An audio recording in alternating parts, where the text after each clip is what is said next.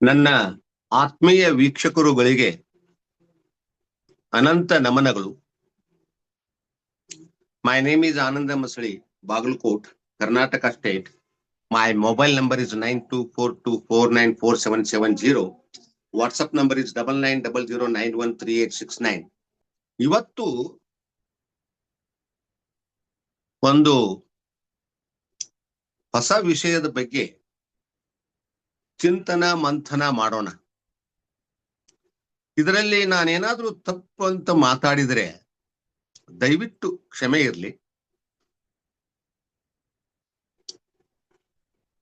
ಒಂದು ವಿಚಾರ ನನ್ನ ತಲೆ ಒಳಗೆ ಬಂತು. ಏನಂದ್ರ, ನಮ್ಮ ಡಿಎಕ್ಷನ್ ಕಂಪನಿ ಒಳಗ ಅತ್ಯಂತ ಆರ್ಗ್ಯಾನಿಕ್ ಮತ್ತು ಹೈಜೆನಿಕ್ ಆಗಿರತಕ್ಕಂತಹ ಆರೋಗ್ಯವನ್ನ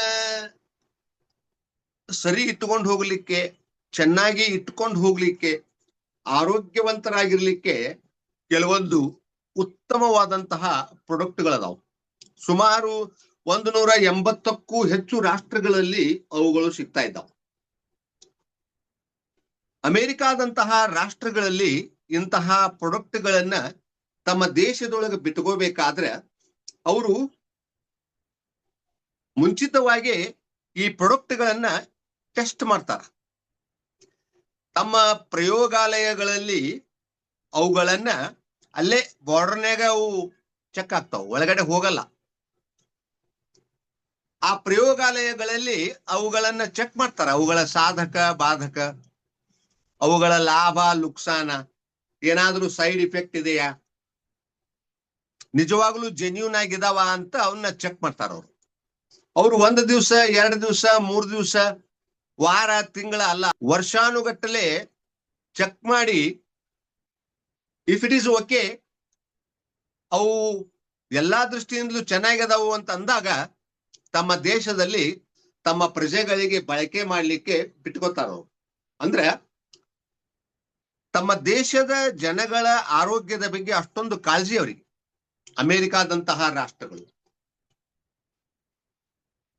ಅದೇ ರೀತಿಯಾಗಿ ನಮ್ಮ ಬಿಗ್ ಬಾಸ್ ಕಾವ್ಯ ಅವರು ತಮ್ಮ ಪ್ರಯೋಗಾಲಯದಲ್ಲಿ ಗಿಲ್ಲಿ ಅವ್ರನ್ನ ಇಟ್ಟು, ಗಿಲ್ಲಿ ಅನ್ನುವಂತಹ ಒಂದು ಪ್ರಾಡಕ್ಟ್ ಅನ್ನ ತಮ್ಮ ಪ್ರಯೋಗಾಲಯದಲ್ಲಿ ಇಟ್ಟು ಅವರು ಪರೀಕ್ಷೆ ಮಾಡ್ತಾ ಇದ್ದಾರೆ ಅಂತ ನನಗ ಅನಿಸ್ತಾ ಇದೆ.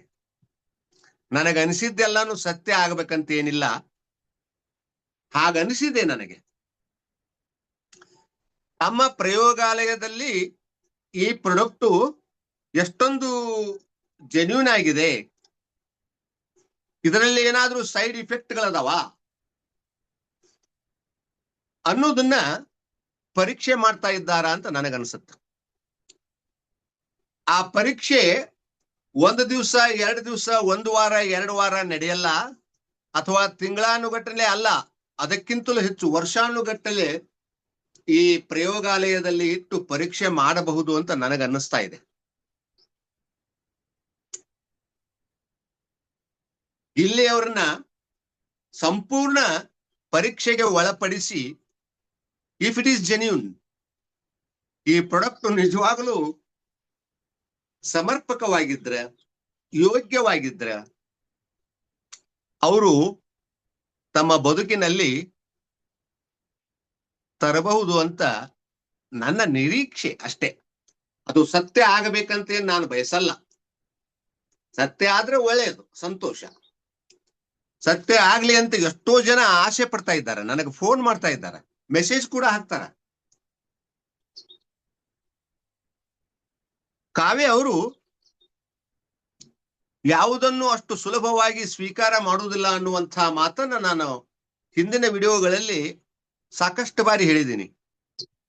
ಅವರು ತುಂಬಾ ತಿಳುವಳಿಕೆ ಇದ್ದವರು, ಸುಸಂಸ್ಕೃತರು. ಸುಸಂಸ್ಕೃತವಾದಂತಹ ವ್ಯಕ್ತಿನೇ ಬೇಕು ಅಂತ ಅವರು ಆಸೆ ಪಡ್ತಾರೆ. ಅದರಲ್ಲಿ ಏನ್ ತಪ್ಪಿಲ್ಲಲ್ವಾ? ಅವರು ಬಿಗ್ ಬಾಸ್ಗೆ ಹೋಗೋಕ್ಕಿಂತ ಪೂರ್ವದಲ್ಲಿ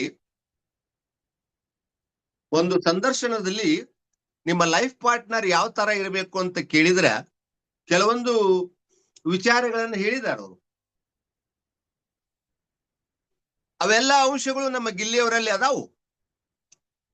ಆದ್ರೂ ಕೂಡ ಅವರು ಪುನಃ ತಮ್ಮ ಪ್ರಯೋಗಾಲಯದಲ್ಲಿ ಇಟ್ಟು ಪರೀಕ್ಷೆ ಮಾಡ್ತಾ ಇದ್ದಾರೆ. ಅವ್ರು ಏನ್ ಹೇಳ್ತಾರಂದ್ರೆ, ಆ ವ್ಯಕ್ತಿ ನಾನು ಇಷ್ಟಪಡುವ ವ್ಯಕ್ತಿ ಅಥವಾ ನಾನು ನನ್ನ ಜೀವನ ಸಂಗಾತಿ ಅಂತ ಆಯ್ಕೆ ಮಾಡ್ಕೊಳ್ತಕ್ಕಂಥ ವ್ಯಕ್ತಿಯಲ್ಲಿ ಲಾಯಲಿಟಿ ಇರಬೇಕು ಅಂತ ಹೇಳ್ತಾರ. ರಾಯಲಿಟಿ ಅಲ್ಲ, ಲಾಯಲಿಟಿ ಇರಬೇಕು ಅಂತ ಹೇಳ್ತಾರ. ಅದು ನಮ್ಮ ಗಿಲ್ಲಿಯವರಲ್ಲಿ ಅದ ಅಂತ ನಾವು ಸ್ಪಷ್ಟವಾಗಿ ಹೇಳ್ತೀವಿ ಬಿಡಿ. ಆ ಮಾತು ಬೇರೆ. ಬಿಗ್ ಬಾಸ್ ನೋಡಿದವ್ರು ಎಲ್ರು ಹೇಳ್ತಾರ.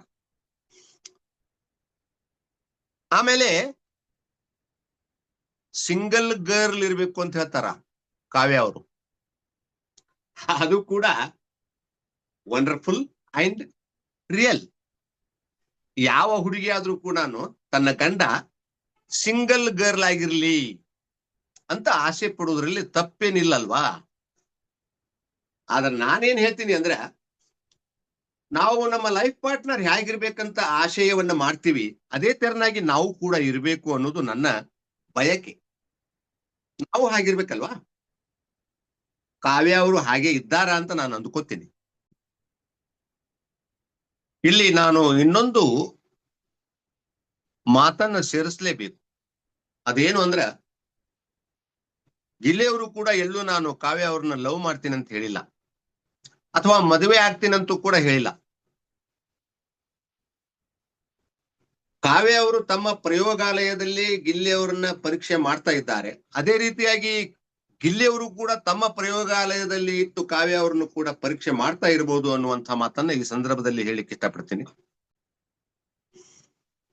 ಒಟ್ಟಿನಲ್ಲಿ ಇವರಿಬ್ಬರ ಈ ಒಂದು ಸ್ನೇಹ ಹೀಗೆ ಇರ್ಲಿ, ಅವರಿಬ್ರು ಬದುಕಿನಲ್ಲಿ ಚೆನ್ನಾಗಿ ಹೀಗೆ ಫ್ರೆಂಡ್ಸ್ ಆಗೇ ಇರ್ಲಿ. ನನಗ ಇಬ್ರು ಹೆಣ್ಣು ಮಕ್ಕಳದಾರ.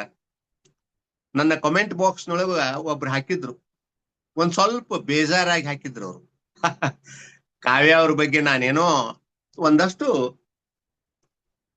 ನೆಗೆಟಿವ್ ಆಗಿ ಮಾತಾಡಿರ್ಬಹುದು. ಅಲ್ಲ, ನಾನು ಯಾರು ನನ್ನ ವೈರಿಗಳಂತ ತಿಳ್ಕೊಂಡಿಲ್ಲ.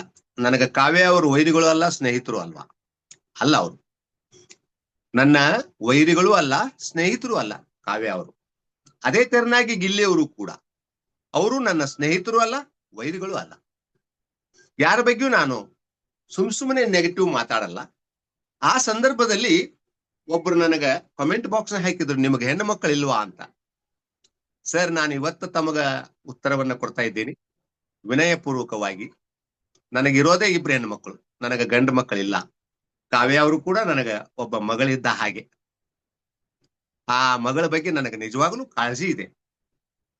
ಕಾವ್ಯ ಅವರ ಬದುಕು ಚೆನ್ನಾಗಿ ಆಗ್ಲಿ, ಅವರು ತಮ್ಮ ತಂದೆ ತಾಯಿಗಳನ್ನ ಚೆನ್ನಾಗಿ ನೋಡ್ಕೊಳ್ಳುವಂತ ಶಕ್ತಿ ಭಗವಂತ ಅವ್ರಿಗೆ ಕೊಡ್ಲಿ ಅಂತ ನನ್ನ ಆಶಯ. ಯಾವತ್ತೂ ನಾವು ಕೆಟ್ಟದ್ದನ್ನ ಬಯಸುವುದಿಲ್ಲ ಸರ್. ಯಾರಿಗೂ ಕೆಟ್ಟದ್ದನ್ನ ಬಯಸುವ ಸ್ವಭಾವ ನಂದಲ್ಲ. ನಾನು ಬೆಳೆದ ಬಂದ ದಾರಿ ಅದೇ ರೀತಿಯಾಗಿದೆ. ನಾನು ತುಂಬಾ ಕಷ್ಟದಲ್ಲಿ ಬಂದಿದ್ದೀನಿ. ಇನ್ನೊಬ್ಬರ ಕಷ್ಟ ನನಗೆ ಅರ್ಥ ಆಗತ್ತೆ. ಆದ್ರೆ ಒಂದು ಮಾತು, ನಾವು ಮಹಿಳೆಯರನ್ನ ಗೌರವಿಸಬೇಕು. ಯಾವ ಮನೆಯಲ್ಲಿ ಮಹಿಳೆಯರಿಗೆ ಅಥವಾ ಸ್ತ್ರೀಯರಿಗೆ ಗೌರವ ಇಲ್ಲವೋ ಆ ಮನೆ ಅನ್ನಿಸ್ಕೊಳ್ಳಲ್ಲ. ಸ್ಮಶಾನ ಆಗುವ ಸಾಧ್ಯತೆಗಳು ಕೂಡ ಇದಾವು ಅನ್ನುವಂಥ ಮಾತನ್ನ ಹೇಳ್ತಾ ನನ್ನ ಮಾತುಗಳನ್ನ ಮುಗಿಸ್ತಾ ಇದ್ದೀನಿ sir. Thank you sir, thank you very much. ದಯವಿಟ್ಟು ಲೈಕ್ ಮಾಡ್ರಿ, ಶೇರ್ ಮಾಡ್ರಿ, ಸಪೋರ್ಟ್ ಮಾಡ್ರಿ, ಸಬ್ಸ್ಕ್ರೈಬರ್ ಆಗ್ರಿ. ನೀವಾಗಿದ್ರೆ ಬೇರೆದವ್ರಿಗೆ ಆಗ್ಲಿಕ್ಕೆ ಕೇಳ್ರಿ ಅಂತ ಹೇಳ್ತಾ ನನ್ನ ಇವತ್ತಿನ ಈ ಮಾತುಗಳನ್ನ ಮುಗಿಸ್ತಾ ಇದ್ದೀನಿ ಸರ್.